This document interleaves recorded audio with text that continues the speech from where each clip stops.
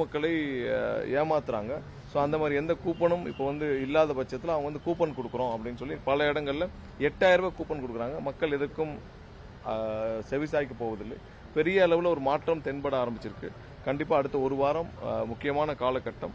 கண்டிப்பாக எங்களுடைய தலைவருடைய பிரச்சாரமும் ரொம்ப ஸ்மூத்தாக முடியணும். இந்த தபால் வாக்குகளை பதிவு செய்யும் பொழுது ஊழியர்கள் ஏதாவது தவறு செய்தால் பொதுமக்கள் அனைவரும் எங்களுக்கு அங்கங்கே இருக்கிற எங்களுடைய கட்சியினருக்கு அனுப்ப வேண்டும். கண்டிப்பாக அந்த புகாரில் அதையும் சேர்த்து நாங்கள் தலைமை தேர்தல் ஆணையத்திற்கு அனுப்புவோம்.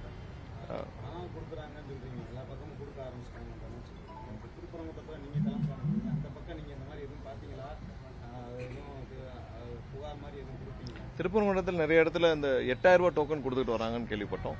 8000 ரூபாய்க்கு டோக்கன் ஏதோ எல்லா இதுக்கும் பொதுமக்கள் போறப்பே சொல்றாங்க, அவங்க என்ன டோக்கன் கொடுத்தாலும் என்ன பணம் கொடுத்தாலும் நாங்க வாங்கிட்டு உங்களுக்கு தான் ஓட்டு போடுவோன்றது பரவலாக பொதுமக்கள் சொல்றது.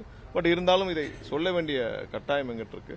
பொதுமக்கள் தெளிவா இருக்காங்க, என்னதான் பணம் கொடுத்தாலும் வாங்கிட்டு எங்களுக்கு தான் ஓட்டு போடுவோன்றதுல அவங்க தெளிவா இருக்காங்க. ஸோ போறப்ப நாங்க கேள்விப்படுறது தான் நாங்க சொல்றோம். இல்ல கண்டிப்பா இந்த தபால் வாக்குகள் சம்பந்தமாக நாங்கள் கண்டிப்பாக புகார் அளிப்போம். தபால் வாக்குகள் சம்பந்தமாக கண்டிப்பாக புகார் அளிப்போம். கூப்பன் திமுக எல்லா இடத்துலயும் கொடுக்குறாங்க. ஸோ அந்த கூப்பன் சம்பந்தமாகவும் நாங்கள் புகார் அவங்க உங்க லைன்ல வரப்போறது இல்ல. நீங்களும் ஒரே தொகுதி, அவங்களும் அதே தொகுதியில தான் சுத்துறாங்கன்றப்ப அதை நீங்க ஆதாரத்தோட நிரூபிக்கிறதுக்கு வாய்ப்பு இருக்கு. இல்ல கண்டிப்பா நாங்கள் கொண்டு போய் கொடுப்போம். எல்லாம் இருக்கும். அதையும் தாண்டி இன்னைக்கு இருக்கிற டோட்டல் மெஷினரி அவங்ககிட்ட தான் இருக்கு. இப்போ காவல்துறை, ரெவன்யூ எல்லாம் அவங்ககிட்ட தான் இருக்கு. ஸோ நாங்கள் புகார் கண்டிப்பாக கொடுப்போம். பட் அதெல்லாம் தாண்டி கண்டிப்பா அவங்க இதெல்லாம் செய்ய தான் செய்வாங்க. பொதுமக்கள் தான் அதுல அவாரா இருக்காங்க. பொதுமக்கள் அதுல தெளிவா இருக்காங்க. அதுல மாற்றம் இல்லை. பொதுமக்கள் தெளிவா இருக்காங்க. இப்ப தபால் வாக்குகள் விஷயத்துல பாத்தீங்கன்னா தபால் வாக்குகள் ஒவ்வொரு இண்டிவிஜுவல் சார்ந்தது. அதை யார் போய் எடுத்தாங்கன்னு எங்களுக்கு தெரியும். அங்க இருக்கிற ஊழியர்கள் எந்த ஊழியர் போய் எடுத்தாங்கன்னு தெரியும். அவங்க தனிப்பட்ட முறையில் புகார் கொடுக்க முடியும். இந்த மாதிரி டோக்கன்கள் தமிழ்நாட்டில் எப்பயுமே டோக்கன்கள் பண சப்ளை இதெல்லாம் நடந்துட்டு தான் இருக்கும். அதை மீறி எப்படி 2011 எத்தனை கோடி கொட்டி கொடுத்தாலும் மக்கள் மாத்தி வாக்கு போட்டாங்கல்ல. திமுக எதிர்க்கட்சி வரிசையில் கூட இல்லாம போச்சு. அதே மாதிரி தான் இப்பவும் ஏற்படும். அதனால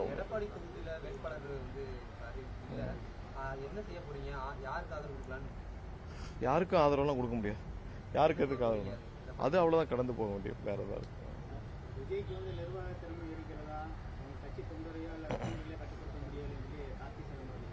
இல்ல.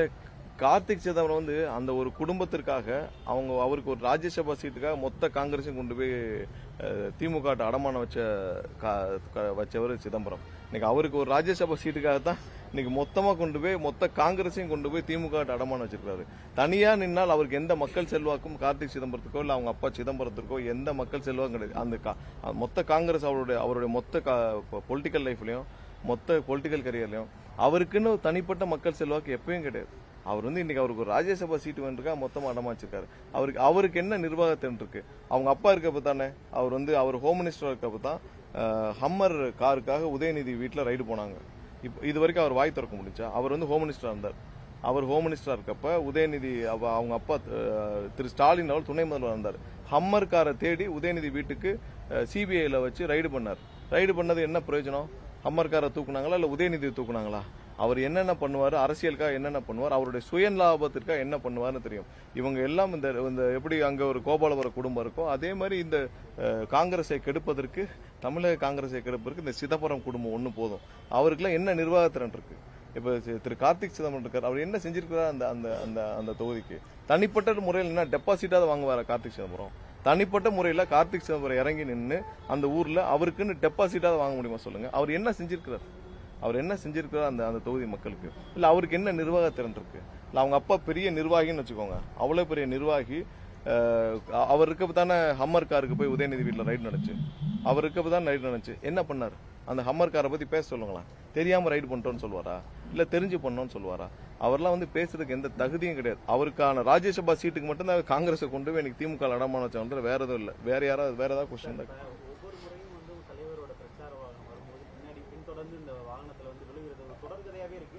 இது காவல்துறையினர் என்னதான் தடுத்தாலுமே தொண்டர்களுக்கு கொஞ்சம் அரசியல் இல்லனா இல்ல இதுல ஒரு காவலர் ஒருத்தர் கூட ஒரு பாடிகார்டு எட்டி மிதிக்கிற மாதிரி காட்சிகள்லாம் வெளியேறி இல்ல. என்னன்னா அது நாங்கள் எங்களுடைய கூட இருக்கிற இந்த செக்யூரிட்டிஸ்க்கெல்லாம் நாங்க தொடர்ந்து அறிவுறுத்திட்டே வரோம்.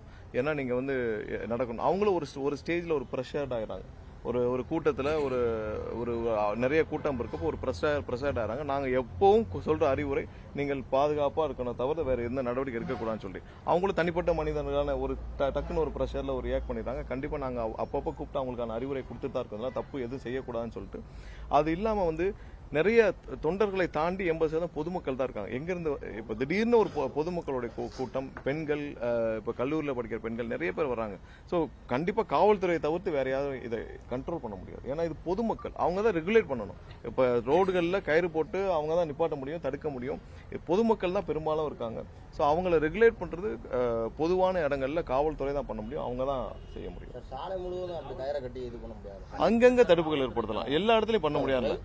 அதாவது வண்டி இல்ல, இதை திருச்சியில பண்ணாங்க, கன்னியாகுமரியில பண்ணாங்க. அந்தந்த இடத்துல நீங்க வந்து ஸ்டாப் பண்ணலாம். காவல்துறை தரப்புலையும் என்ன சொல்றாங்கன்னா 10,000 பேர் வரக்கூடிய இடத்துல 50,000 பேர் வந்துறாங்க. அவங்க முதல் வாங்கினது 10,000 பேர் தான் அனுமதி வாங்குறாங்க. இல்ல நாங்க என்ன சொல்றோம்னா, இல்ல இதுல எதையுமே நீங்க கணக்கிட முடியாது.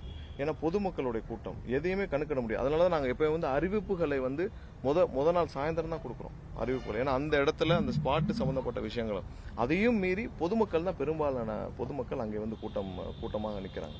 ஸோ அதை வந்து எந்தெந்த இப்போ நீங்கள் திருச்சியில் எப்படி இருந்துச்சு, திருச்சி எத்தனை பேர் வந்தீங்கன்னு தெரியல கூட, திருச்சி எப்படி இருந்துச்சு, எவ்வளோ நீட்டாக இதை கண்ட்ரோல் பண்ணியிருந்தாங்க. இதே திருச்சி நாங்கள் முன்னாடி பிரச்சாரத்துக்கு போனப்போ எப்படி இருந்துச்சு, அவங்களால தடுக்கவே முடியாமல் அப்படி ஓப்பன் பண்ணி விட்டாங்க. ஸோ கண்டிப்பாக பொது இடங்களில் 2 இடத்துல ஸ்டாப் ஏற்படுத்தினா போதும். 2 இடத்துல அவர்கள் வந்து தடுத்து நிறுத்தினால் போதும். 2 வீலர் நின்றுவாங்க. 2 வீலர் நிப்பாட்டிட்டா கொஞ்சம் அது அந்த அந்த அந்த ரஷ்ஷை குறைக்க முடியும். ஸோ அது பொதுமக்கள் மீறி வர்றாங்கன்றப்ப காவல்துறையினர் தடுக்கிறாங்க, அதுக்கு மீறி வர்றாங்கன்னா தலைமை பொறுப்புல நீங்க துணை பொதுச் செயலாளர் இல்ல நாங்க வந்து இல்ல அப்படி இல்லைங்க, இது பொதுமக்கள் சொல்றோம். பொதுமக்களுக்கு நாங்க வந்து நிறைய இடத்துல நாங்கள் எங்களுடைய அறிவுரைகள், குழந்தைகள் வர வேண்டாம், பெண்கள் வர வேண்டாம், எல்லா அறிகுறிகளையும் நாங்கள் கொடுத்துட்டு தான் இருக்கோம். பட் அங்கே ரெகுலேட் பண்ணுறது அவங்க. இப்போ நாங்கள் எங்களுடைய க்ளோஸ்டு ப்ரோக்ராம் வச்சுக்கோங்க, ஏதாவது எங்களுடைய மாநாடுகளோ இல்லை மற்ற ப்ரோக்ராம்லேயே நாங்கள் கண்ட்ரோல் பண்ண முடியும். பட் ரோடுகளில் சாலைகளில் திடீர்னு ஒரு தெருவுலேருந்து உள்ளே வருவாங்க, நாம் எப்படி கண்ட்ரோல் பண்ண முடியும்? சார், இப்போ பொதுமக்கள் தொண்டர்கள்ன்றதுல நீங்கள் மைனஸ் பண்ணீங்க. ஒரு தலைவராக அவர் வண்டியில் வரப்ப இவ்வளோ க்ரௌடை வந்து கண்ட்ரோல் பண்ண முடியல.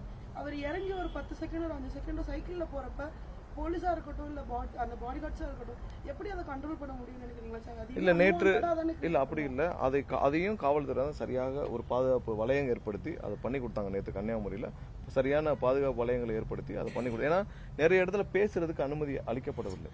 ஸோ பேசுறதுக்கு அனுமதி அளிக்கப்படாது. என்ன மாதிரியான பிரச்சாரத்தை எவ்வளோ வண்டியிலேயே பிரச்சாரம் பண்ண முடியாது. ஸோ பிரச்சாரத்தை மாற்றி பிரச்சாரம் பண்ண முடியும். ஏன்னா அவர் வந்து மக்கள்கிட்ட போய் பேசணும், இது பண்ணணும், அதுக்கான வாய்ப்புகள் கொடுக்கப்படவில்லை. திருச்சியில் கேட்டோம், கீழே இறங்கி போய் பேச முடியுமான்னு சொல்லிட்டு அதுக்காக வாய்ப்புகள் இல்லைன்னு சொல்லிட்டாங்க, பாதுகாப்பு காரணமாக இல்லைன்னு சொல்லிட்டாங்க. ஸோ அதுக்கான நாங்கள் பிரச்சாரத்தை மாற்றி வேற வாகனங்களில் போடணும்னா அதுக்கும் அனுமதி கேட்டுட்டு தான் பண்ணுறோம். ஸோ இதெல்லாம் மாற்றி தான் பண்ண முடியும் சார். நம்ம கீழே இறங்கி பிரச்சாரம் பண்ண முடியல மற்றவர்கள் போல. ஸோ பேசுறதுக்கு அனுமதி இல்லை. அப்போ என்ன வாய்ப்புகள் இருக்கோ அந்த வாய்ப்புகளை தான் பயன்படுத்த முடியும். அதுதான் பண்ணிட்டு இருக்கோம். அங்க சொல்லிட்டு முழு பாதுகாப்பு வளையத்தோடு தான் அந்த மாதிரியான பிரச்சாரத்தை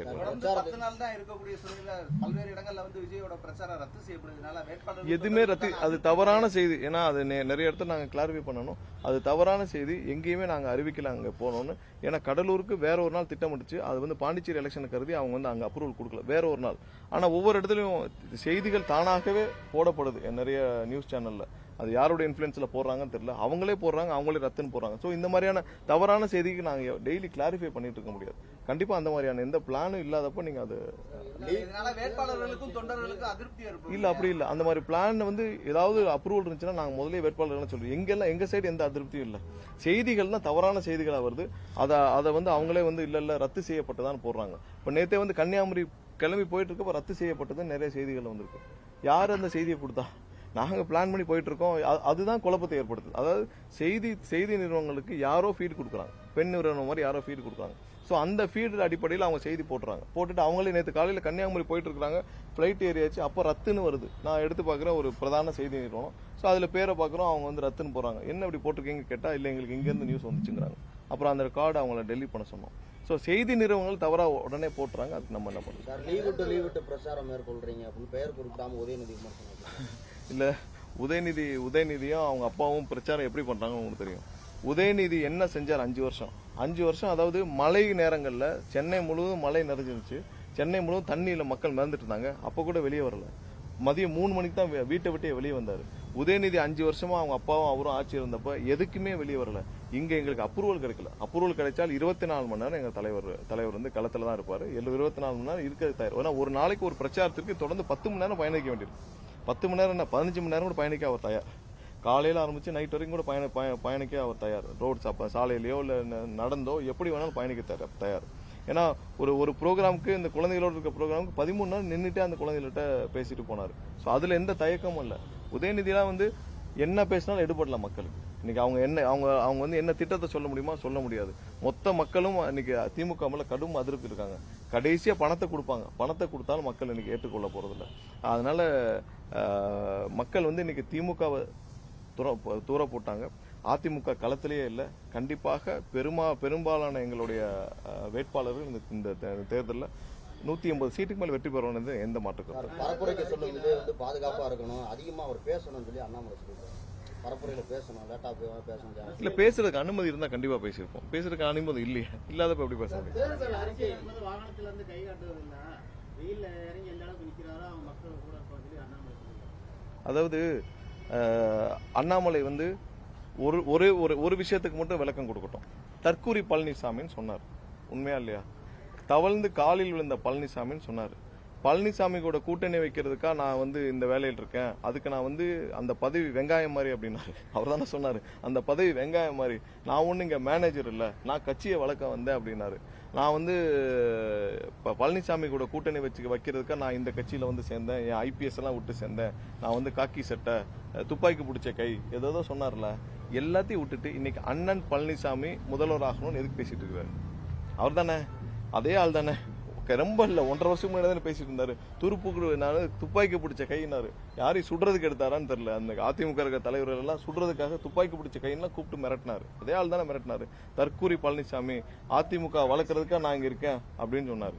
அவர் இன்னைக்கு எல்லாத்தையும் ஒரே செகண்ட் தூக்கி வச்சுட்டு நான் வந்து ஏடிஎம்கே ஃபைல்ஸை வெளியிடுவேனாரு. இப்போ ஃபைல்ஸ் ரெடி பண்ணி வச்சிருக்காரான்னு கேளுங்க. பாத்தீங்கன்னா அடுத்து கேளுங்க.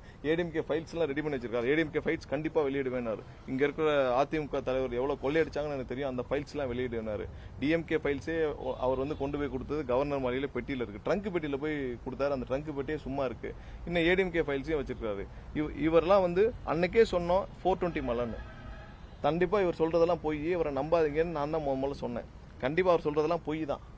அவர் எதையும் அவர் சொல்றது நாளைக்கே ஒரு 2 நாள் ஒரு வாரம் கழிச்சு பாருங்க, அப்படியே மாத்தி பேசுவார். தேர்தல் அறிக்கையில எல்லா கட்சியும் தங்களுடைய அறிக்கையை வந்து ஒரே தடவை வெளியிட்டு பிரஸ் ரிலீஸ் கொடுப்பாங்க. தாவேக்கால மட்டும் அப்பப்போ எல்லா கட்சியும் ஃபாலோ பண்ற நடைமுறையை நாங்க ஃபாலோ பண்றது இல்ல, அப்படி கிடையாதுங்க. என்னென்ன மாதிரியான மக்கள் ஒவ்வொரு பெண்களுக்கு தேவையானது தனியாக அதுல எங்களுடைய யுக்தியில நாங்க ஒவ்வொரு செக்மெண்ட் ஆஃப் பீப்புளுக்கும் ஒவ்வொரு தரப்பு மக்களுக்கும் தேவையான மாதிரி அந்தந்த தேர்தல் அறிக்கையை கொடுக்கணும்னு நினைக்கிறோம். கண்டிப்பா விரைவில் அடுத்தடுத்த கட்டமாக முழு தேர்தல் அறிக்கை இன்னும் ஒரு வாரத்துக்குள்ள எல்லாமே வெளியிடும். இல்ல, பிரச்சாரத்துக்கு நாங்க 2 தடவை அனுமதி கேட்டோம். அதுல ஒரு சில இடங்கள்ல கன்ஃபார்ம் ஆகல. ஏன்னா நாங்க தேதி அதனால குறிப்பிட முடியலன்னு சொன்னோம். நாங்க தேதி குறிப்பிடணும். என்னங்க? 17 இல்ல அதுக்குதான் நாங்க இன்னும் தேதிகள் நாங்க சொல்ல வேண்டாம்னு பாக்குறோம். சோ அனுமதி கிடைச்சிச்சுன்னா கண்டிப்பா உடனே. ஜனநாயகன் படம் வந்து ஆன்லைன்ல ரிலீஸ் ஆகி ஒரு சர்ச்சை ஏற்பட்டிருக்கு. மேலும் வந்து அதனால ஏற்பட்ட நஷ்டத்தை அறிக்கிறதுக்காக மீண்டும் வந்து ஒரு படம் நடிச்சிருப்பாரு. இல்ல, அது ரொம்ப நிறைய தவறான தகவல் வருது. அது சம்பந்தமாக அந்த ப்ரொடக்ஷன் தரப்புல இருந்து புகார் அளிச்சிருக்காங்க. அதுல ஒரு சில பேர் கைது செய்யப்பட்டிருக்காங்க. அது எங்க இருந்து எவ்வளவு தூரம் இது யார் ரிலீஸ் பண்ணான்னு உங்களுக்கு எல்லாருக்கும் தெரியும். எப்படி இது வெளியே வந்துச்சுன்னு தெரியும். என்ன காரணத்துக்கான தெரியும். கண்டிப்பா எவ்வளவு சோதனைகள் வந்தாலும் எவ்வளவு பிரச்சனைகள் வந்தாலும் இன்னும் கடுமையான பிரச்சனைகள் இவ்வளவு பிரச்சனைகளையும் தாண்டி ஒருத்தர் களத்தில் இருக்காங்கன்னா எங்களுடைய தலைவர் மட்டும்தான். கண்டிப்பா இன்னும் இந்த கட்டத்தை தான் தாண்டுவோம். இன்னும் ஒரு 10 நாள் தான் இருக்கு. அதுக்கு மக்கள் தீர்ப்பளிப்பாங்கன்னு நம்புறோம். இல்ல, இது வரைக்கும் நடக்காத ஒண்ணு இப்ப திடீர்னு நடக்கிறதுக்கு காரணம் என்ன? இது வரைக்கும் இந்த மாதிரி ஒண்ணு நடந்ததே கிடையாது. ரொம்ப செக்யூர்டா இருக்கிற ஒரு ப்ரொடக்ஷன் ஸ்பேஸ். இது வரைக்கும் இவ்வளவு செக்யூர்டா இருந்த ப்ரொடக்ஷன் ஸ்பேஸ்ல இப்ப தேர்தலுக்கு 2 நாளைக்கு முன்னாடி நடக்கிறதுக்கு காரணம் என்ன? இது எதை நோக்கி இதை அவங்க கொண்டு போறாங்க? ஸோ இது மேலும் மேலும் மன உளைச்சலையும் ஒரு ப்ரெஷரையும் ஒரு அழுத்தத்தையும் மேலும் மன உளைச்சலையும் ஒரு நஷ்டத்தையும் ஒரு கடுமையான இதையும் கொடுக்கறதுக்கு தானே காரணமா இருக்கும். நம்பிக்கை இருந்தா சிபிஐக்கு போங்க அப்படின்னு. ஆமா, அரெஸ்ட் பண்ணிருக்காங்க. அவங்க ப்ரொடக்ஷன் தரப்புல வந்து விளக்கம் கொடுப்பாங்க என்ன நடக்குன்னு சொல்லிட்டு. ஸோ அது இன்வெஸ்டிகேஷன் இருக்கு. கண்டிப்பா இது வந்து அரசியல் காரணங்களுக்காக தான் நாங்க நம்புறோம். கொடுக்கப்பட்டதா தான் நாங்க நம்புறோம். சார், உங்களுக்கு நம்பிக்கை இருந்தா சிபிஐக்கு போங்க அப்படின்றாங்க. இல்ல, அது ப்ரொடக்ஷன் தரப்புல இல்லை ப்ரொடெக்ஷன் தரப்புல தான் அது போகணும். இதில் அவருக்கு எல்லாமே தெரிஞ்சிருக்கும். அண்ணாமலைக்கு தெரியாமல் இந்தியாவில் எதுவுமே நடக்காது. அவருக்கு எல்லாமே தெரிஞ்சிருக்கும். பார்ப்போம். அதிமுக ஆட்சி அமைந்தவுடன் வந்து நீதிமன்ற ஆணைப்படி திருப்பரங்குன்றமலையில தீபம் ஏற்றப்படும் அதிமுக இல்லை, அவர் வந்து ராஜன் செல்லப்பா அவர் வந்து 5 வருஷம் தீபத்திரன்னு சொல்லியிருக்காரு. அவர் வந்து 5 வருஷமா இந்த தொகுதியில் இருக்கிறார். 5 வருஷமா நான் போகிற இடத்துல கேட்குறேன், என் தொகுதிக்குள்ளேயே வரல. அவர் இங்கே தான் இருக்கார். நான் எனக்கு ரொம்ப சந்தேகமாக போச்சு, அவர் வீடே இங்கே தான் இந்த தொகுதியில் தான் இருக்கான்னு சொல்லிட்டு. 5 வருஷமா இங்கே தான் இருக்கார். இந்த தொகுதியில் எதுவுமே செய்யலை. இந்த மக்களுக்கு வந்து அடிப்படை வசதிகள் எதுவுமே இல்லை. அதாவது ஒரு சாலை இல்லை, குடிநீர் இல்லை, கழிவுநீர் கால்வாய்கள் இல்லை. ஏன் திருப்பரங்குன்றம் சுற்றி எங்கேயுமே வந்து பொது கழிப்பிடங்கள் இல்லை. பொது கழிப்பிடங்களே கிடையாது. நீங்கள் போய் பார்த்தீங்கன்னா தெரியும். அந்த மக்களுடைய பிரதான கோரிக்கை பொது கழிப்பிடம் தான். எதுவுமே செய்யாமல் இப்போ வந்து ஏதாவது சொல்லி மக்கள் ஏமாத்திருக்காரு. அதாவது என்னைக்குமே பிரிவினையை நோக்கி இவர்கள் வந்து என்னைக்கு பாரதிய ஜனதா கட்சியோட சேர்ந்தாங்களோ இந்த அதிமுக, அன்னைக்கே இவங்களுடைய தனித்துவத்தை இழந்துட்டாங்க. இவங்களுக்குன்னு ஒரு இப்போ அம்மா இருந்தால் எப்படி ரியாக்ட் பண்ணியிருப்பாங்க, அம்மா இருந்தால் என்ன செஞ்சிருப்பாங்களோ அதெல்லாம் விட்டுட்டு இன்னைக்கு மோடி இருந்தால் என்ன செய்வாங்களோ அதை நினைச்சு பண்ணிட்டு இருக்காங்க. அதனால தான் இவர்கள் வந்து இன்னைக்கு பெரும்பாலான இடத்துல அதிமுக 3வது இடத்துக்கு போனதோடைய காரணமே வந்து இந்த தலைவர்கள் தான். இவங்க வந்து அம்மாவை மறந்து, புரட்சி தலைவரை மறந்து, இன்னைக்கு எல்லாம் வந்து மோடியையும் அமித்ஷாவையும் தலைவர்களா ஏற்றுக்கொண்டு அவங்க என்ன சொல்றாங்களோ அவங்க அஜெண்டாக்குள்ள போயிட்டாங்க. அவங்க எல்லாருக்குமே தெரியும், இன்னைக்கு அதிமுக எல்லா தலைவர்களுமே தெரியும், அவர்கள் எப்படி வந்தாலும் இந்த தேர்தலுக்கு அப்புறம் அவங்களுடைய பொதுச் செயலாளர் யாருன்னு முடிவு செய்யறது டெல்லியா தான் இருக்கும். அவங்க எல்லாருக்குமே தெரியும்.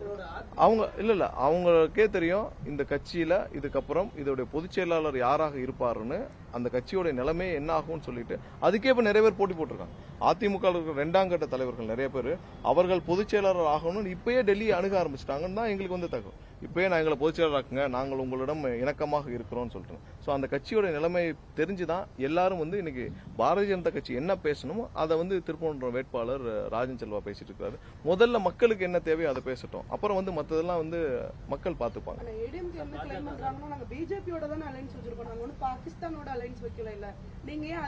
அப்புறம் ஏன் பிஜேபி கூட அலையன்ஸை நீங்க பிரேக் பண்ணீங்க? இதே 2023 நீங்க தானே பிஜேபி கூட இப்பயும் கிடையாது, எப்பயும் கிடையாது, சிறுபான்மை மக்கள் எங்களை நம்ப வேண்டும், 24லும் கிடையாது, இப்பவும் கிடையாது, எப்பவும் கிடையாது, இதை தானே எல்லா இடத்துலையும் சொன்னாங்க. நான் பிஜேபியால தான் நாங்கள் தோற்றோம், அதையும் சொன்னாங்க. அதை சொல்லாத ஒரு தலைவர் சொல்லுங்க. அப்புறம் எதுக்கு நீங்க இருக்கிற கூட்டணியை நீங்க பிரேக் பண்ணீங்க? அப்போ அன்னைக்கு மட்டும் உங்களுக்கு அது வந்து பாகிஸ்தானா தெரிஞ்சு, இன்னைக்கு வந்து ஒன்னா தெரியுதா? நீங்கள் எதனால தோத்தீங்கன்னு எல்லா தலைவர்களும் சொன்னாங்க. எங்களுக்கு பிஜேபி தான் சுமை, அந்த சுமையை ஏத்தனால தான் நாங்கள் வந்து அந்த கடந்த 2021 தேர்தலில் நாங்கள் படுதோல்வி அடைஞ்சோம்னு சொன்னாங்க. அப்போ திரும்ப படுதோல்விக்கு தயாரானது காரணம் அவர்களை காப்பாற்றிக் கொள்ளத்தான். இன்னைக்கு அவங்களுக்கு தெரியும் எந்த இடத்துல ஜெயிக்க மாட்டோம்.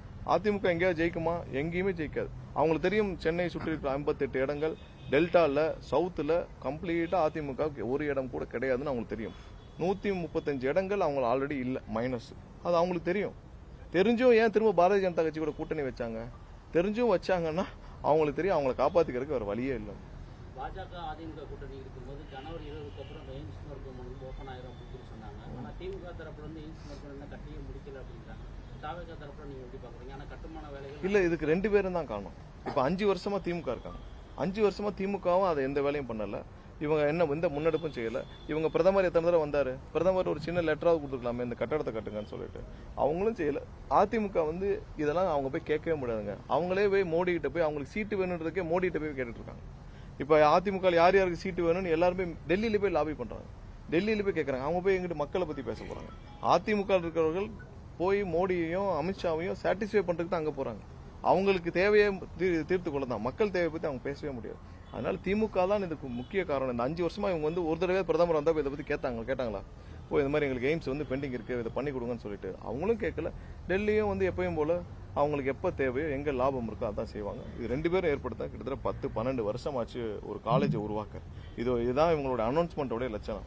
கிட்டத்தட்ட 2019 அனௌன்ஸ் பண்ணது. 2019 அனௌன்ஸ் பண்ணி 7, 8, 9 வருஷம் ஆச்சு. 9 வருஷமாக ஒரு திட்டம், ஒரு கல்லூரி செயல்படுறதுக்கு 9 வருஷம் ஆச்சுன்னா இதுக்கு யாரு காரணம்? இவங்க 2 பேரும் தான் காரணம்.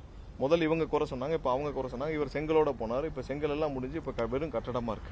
இது என்ன ஆபரேஷன் வேற எனக்கு தெரிஞ்சு நாங்க பாக்குறப்ப வரப்ப பாக்குறப்ப தெரியும் இன்னும் 2 வருஷமா தான் ஆகும். ஏன்னா இப்பதான் கட்டடமே உருவாக்கிட்டு இருக்கு. இன்னும் இன்டீரியர் முடியணும், ஹாஸ்பிட்டலுக்கு தேவையான ஃபெசிலிட்டிஸ் எல்லாம், ஸ்டாஃப்ஸ் எல்லாம் வரணும், அவங்களுக்கு தேவையான குவார்டர்ஸ் எல்லாம் கட்டணும். 2 வருஷமா அது குறைஞ்சபட்சம். எல்லாரும் பொய்யான தகவலை சொல்றாங்க. திரு ராஜன் செல்லப்பாவும் பொய்யான தகவல் சொல்லியிருக்காரு, ஏதோ அவர் தான் போய் பேசி வாங்கினான்னு. யாரும் கிடையாது. இன்னும் 2 வருஷமா தான் ஆகும். இது இவங்க 2 பேருடைய டிலே தான் இது காரணம். பெரம்பூர் தொகுதியில டிவிகே பெயரை வந்து 2 கட்சிகள் பயன்படுத்தி பிரச்சாரம் செய்வதா அப்படி வாழ் உரிமை கட்சியும் டிவிகே. நீங்க வேற ஏதாவது சொல்லுங்க. ஏற்கனவே அதிமுக இருக்கு.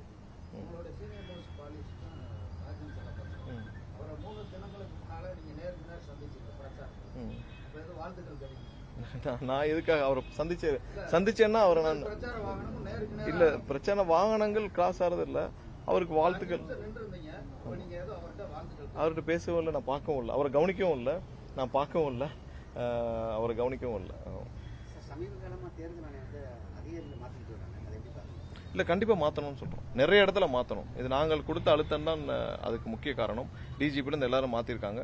திரும்பவும் பார்த்தீங்கன்னா நேற்று வந்து இப்போ டிவிஎஸ்சிலெல்லாம் மாற்றிருக்காங்க. ஸோ நல்ல அதிகாரிகளை உள்ளே கொண்டு வர வேண்டும். வேறு மாநிலத்தில் இருக்காங்க, அவங்களாம் உள்ளே கொண்டு வர வேண்டும். இங்கே பாதி பேர் வந்து ஆல்ரெடி திமுக கிட்ட வேலை பார்த்துருக்காங்க, இன்னும் நிறைய பேர் இங்கே தான் வேலை பார்த்துருக்காங்க. நாங்கள் மதுரையிலலாம் பார்த்தீங்கன்னா மதுரையில் இருக்கிற சிட்டியில் இருக்கிற ஐஏஎஸ்லேருந்து நிறைய பேர் ஏசி லெவலில் இன்ஸ்பெக்டர்ஸ் லெவல்லாம் இன்னும் மூர்த்தியோட கையால் தான் இருக்காங்க, மூர்த்தியோடைய கைக்கூலியில் தான் இருக்காங்க. மூர்த்தி சொல்றதான் கேட்டு பண்றாங்க. எல்லாருக்கும் இருக்கிற அப்ரூவல் எங்களுக்கு இருக்க மாட்டேங்குது. எங்களுடைய நிர்வாகிகள் டோர் டு டோர் கேம்பெயினுக்கு எங்கேயுமே கிடையாதுங்க. பூத் லெவலில் டோர் டு டோர் போய் பூத்லி போறாங்க. அதுக்கு அப்ரூவல் இல்லைன்னு சொல்லி தேர்தல் ஆணையமே சொல்லிடுச்சு. ஆனா இங்க புதுசா வந்து இவங்க எல்லாரும் சொல்லி எல்லா எங்களுடைய நிர்வாகிகள் எல்லாம் பல இடத்துல மிரட்டப்படுறாங்க, அவங்களுக்கு எல்லா இடத்துலையும் சொல்றாங்க. ஸோ அதெல்லாம் திரும்ப நாங்கள் வந்து அங்கங்க பேசிட்டு தான் இருக்கிறோம். நாங்கள் திரும்பவும் ஒரு லெட்டர் வந்து சப்மிட் பண்ண போறோம். எந்தெந்த அதிகாரி லோ லெவல் அதிகாரிகள் யாருன்னு சொல்லி சப்மிட் பண்ணுறோம். நான் கமிஷனர்கிட்ட தனிப்பட்ட முறையில் இதுக்கு புகார் அளிச்சிருக்கேன். அவர் மதுரை சிட்டி கமிஷனர்கிட்ட நான் தனிப்பட்ட முறையில் புகார் அளிச்சிருக்கேன். எந்தெந்த ஸ்டேஷன்ல எங்களுக்கு தேவையில்லாத பிரச்சனைகள் இருக்குன்னு கண்டிப்பா அதுல அவரும் நடவடிக்கை எடுக்கணும்னு சொல்லியிருக்காரு. ஒரு சில தினங்கள் பார்த்துட்டு மீண்டும் நான் புகார் அளிப்போம். மதுரையில பிரச்சாரத்துக்கு அனுமதி கேட்டிருக்கீங்க, காவல்துறை மறுக்கிறாங்களா இல்ல வேற டிமாண்ட் எதுவும் வைக்கிறாங்களா? அவங்க எப்படின்னா இப்ப நான் சொல்றதான், இப்ப நான் ஒரு 4 கழிச்சு ஒரு டேட் போட்டு கொடுக்குறேன்னு வச்சுக்கோங்க. ஒரு நாள் கழிச்சு ஒரு நாள் முன்னாடி வந்து இந்த இடம் உங்களுக்கு சரியா இருக்காது, வேற இடத்த தேர்வு செய்யன்னு சொல்லுவாங்க. நான் திரும்ப வேற இடம் தேர்வு செய்யறதுக்குள்ள அந்த நாள் முடிஞ்சு போயிடும். இப்போ இதான் எங்களுக்கு ப்ராக்டிக்கல் டிஃபிகல்ட்டி சொல்றோம். ஸோ அவங்க தேர்வு செய்த இடங்களை சூஸ் பண்ணாலும் அவங்க என்ன சொல்லுவாங்க, உங்க கூட்டத்துக்கு இது செட் ஆகாதும்பாங்க. ஸோ இது எங்களுக்கு ப்ராக்டிக்கல் டிஃபிகல்ட்டிஸ் இந்த 2 இடத்துல தான் வருது. அதை வந்து உடனே இப்போ நாங்கள் அப்ளை பண்ண உடனே ஒரு 2 ஹவர்ஸ்க்குள்ள சொல்லிட்டாங்கன்னா நாங்கள் உடனே வேற தேதிகள் வேற இடங்கள் மாற்றி நாங்கள் அப்ளை பண்ணிடுவோம். ஒரு நாள் கடந்து சொல்றப்ப தான் அதனால தான் எங்களுடைய அறிவிப்புகள் எப்படின்னா எப்பயுமே கடைசி 12 மணி நேரம் 15 மணி நேரம் நாங்கள் அறிவிப்புகளே பண்றோம், அபிஷியல் அறிவிப்பு. ஏன்னா நாங்கள் வந்து எங்களுக்கு அப்ரூவல் எல்லாம் வந்து கையில் அந்த கண்டிஷன்ஸ் பேப்பர் எல்லாம் வந்த பிறகு தான் நாங்கள் அறிவிப்புகளே பண்ண முடியுது. ஸோ இதான் எங்களுக்கு இருக்கிற ப்ராக்டிகல் டிஃபரன்ஸ். இதில் நிறைய இடத்துல பேசக்கூடாது, கண்டிப்பாக பேசக்கூடாதுன்னா அது ஏன்னா இப்போ நிறைய பேர் சொன்னாங்க காரைக்குடியில் ஏன் பேசலன்னு. ஏன்னால் அனுமதியை மீறி பேசுறது எங்களுக்கு பெரிய விஷயம் இல்லை. ஆனால் அங்கே வேற ஏதாவது பொதுமக்களுக்கு அசம்பாவிதம் நடந்துடக்கூடாதுன்னு சொல்லிட்டு தான் ஒரே காரணத்துக்காக தான் கண்டிப்பாக என்ன இருக்குதோ என்ன எங்களுக்கு காவல்துறையில் வழிகாட்டிருக்கோம் அதுக்குள்ள நாங்கள் நடந்துக்கணும்னு நினைக்கிறோம். எல்லாத்தையும் விட பொதுமக்களுடைய பாதுகாப்பு முக்கியன்ற கருத்துல மட்டும்தான் இருக்கும். நேரம் ஆயிடுச்சு அப்படின்னு சொல்லிட்டு அங்க பேசாம போனோம். காவல்துறை வந்து பேசக்கூடாதுன்னு சொன்னாங்க. அவங்க அந்த 2 மணிக்குள்ளதான் நீங்க பேசணும், அதுக்கு மேல பேசக்கூடாதுன்னு சொல்றாங்க. அப்படின்னு 2 மணி வரைக்கும் தான் அனுமதி இருக்கு, அதுக்கு மேல உங்களுக்கு அனுமதி இல்ல, நீங்க பேசக்கூடாது. 2 மணிக்கு மேல அனுமதி இல்லன்னு சொன்ன காரணத்தினாலதான் அது 2 மணிக்குள்ளே அங்க ரீச் ஆயிட்டாருல்ல? இல்ல ஆகல, லேட் ஆயிடுச்சு. இங்க இருந்து போறப்பே லேட் ஆயிடுச்சு, 3 மணிக்கு மேல ஆயிடுச்சு. ஸோ அந்த அப்ரூவல் அதுக்கப்புறம் இல்லாத காரணத்தினாலதான் சரி அதுக்கப்புறம் பேசல. ஸோ ஏன்னா நிறைய லட்சக்கணக்கான மக்கள் இருக்காங்க, அவங்களுடைய பாதுகாப்பும் ரொம்ப முக்கியம். ஸோ அது ஒரு காரணத்துக்காக தான் என்னென்ன மாதிரியான முயற்சிகள் எடுத்து கண்டிப்பாக இன்னொரு 1 வாரம் எங்களுடைய பிரச்சாரம் வெற்றிகரமாக நடக்கும். கண்டிப்பாக பெரிய அளவில் வெற்றி இருக்கும் என்றது மக்கள் முழுசா நம்புறாங்க. நன்றி. சார் இங்கிலீஷ் மட்டும்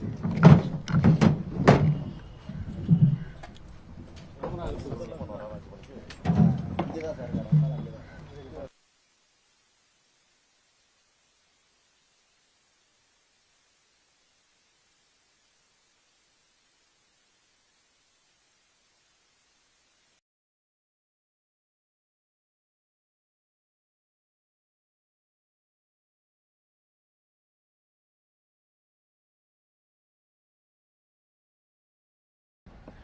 எங்களுடைய சார்பில் நீங்கள் பார்த்துருப்பீங்க, எல்லா இடத்துலையும் எங்களுடைய வேட்பாளருக்கு ஒரு சிறப்பான வரவேற்பு எல்லா இடத்துலையும் கிடைச்சிட்டு இருக்கு.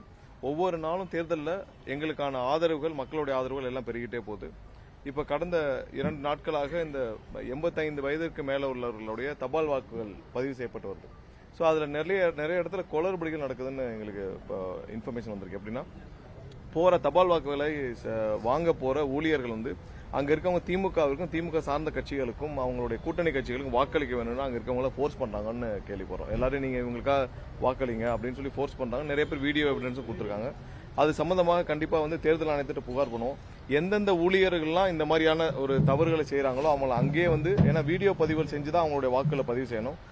அங்கங்கே அந்தந்த இல்லத்தில் வந்து எங்களுக்கு இவங்கெல்லாம் வந்து ஃபோர்ஸ் பண்ணி திமுகவிற்கு வாக்களிக்க வேண்டும் என்று சொல்றாங்கன்னு நிறைய செய்திகள் வருது. ஸோ இன்னைக்கு வந்து நிறைய இடத்துல எங்களுக்கு வீடியோ ஆதாரத்தோடு அது அனுப்பிச்சிருக்காங்க. ஸோ அந்த ஊழியர்கள் மேலெல்லாம் நாங்கள் புகார் அளிப்போம். கண்டிப்பாக தேர்தல் ஆணையம் அவங்க மேலே நடவடிக்கை எடுக்கணும்னு கேட்டுக்கிறோம். ஸோ இதுக்கு சம்பந்தமான டீட்டெயில்டு புகார் வந்து நாங்கள் விரைவில் இன்னும் நாளைக்குள்ளே வந்து தேர்தல் ஆணையத்துக்கு அனுப்புவோம். ஸோ அடுத்ததாக பார்த்தீங்கன்னா ஒவ்வொரு நாளும் இப்போ நேற்று கடைசியாக 2 எங்களுடைய தலைவருடைய பிரச்சாரத்தில் இந்த நிறைய போலீஸ் அதிகாரிகள் மாற்றப்பட்டிருக்காங்க. நீங்கள் எல்லாம் பார்த்துருப்பீங்க. டிஜிபி உட்பட பல போலீஸ் அதிகாரிகள் மாற்றப்பட்டிருக்காங்க. இந்த மாற்றத்திற்கு பிறகு திருச்சியிலையும் சரி கன்னியாகுமரியிலும் சரி பாதுகாப்புகள் கண்டிப்பாக நல்லபடியாக இருந்துச்சு. ஸோ காவல்துறையால் இதுவரை செய்ய முடிந்த விஷயத்தை இந்த 2 இடத்துல மட்டும் கரெக்டாக செஞ்சிருக்காங்க. இனி வர்ற காலகட்டங்களில் அதே மாதிரியான ஒரு பாதுகாப்புகளை, ஏன்னா இது பெரும்பாலும் பொதுமக்களுக்கு தேவையான பாதுகாப்புகள் தான். ஏன்னா அவங்க தான் அதிக அளவில் கூட்டம் கூடுறாங்க. நிறைய இடத்துல அவங்களுக்கான பாதுகாப்புகள், அவங்கள ரெகுலேட் பண்ற வேலையை சிறப்பாக செய்யணும், காவல்துறை சிறப்பாக செய்யணும்னு கேட்டுக்கிறோம். ஏன்னா நிறைய இடத்துல இன்னும் அதை சரியாக அவங்க கடைபிடிக்கல. திருச்சியில முறையாக செய்யப்பட்டது, கன்னியாகுமரியில் சரியாக செய்யப்பட்டது. ஸோ அது மாதிரியான